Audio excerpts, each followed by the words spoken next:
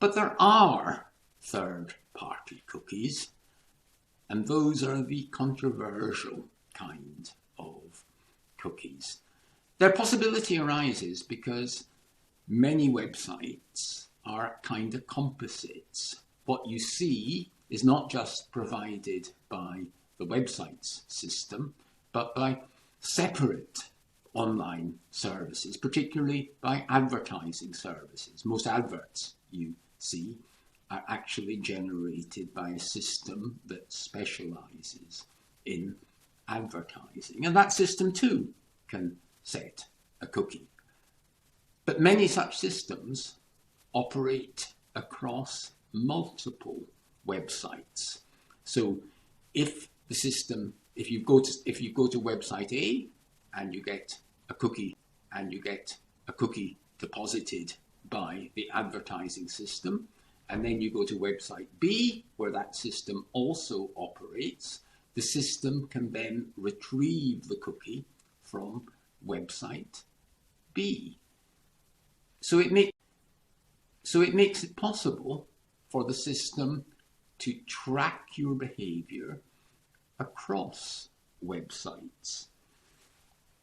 Say, for example, you go to several websites on motor cars. It would be reasonable for an advertising system to infer that you might be interested in buying a motor car. And then if you go to a news website or a weather forecasting site or whatever, you may well be shown adverts about motor cars.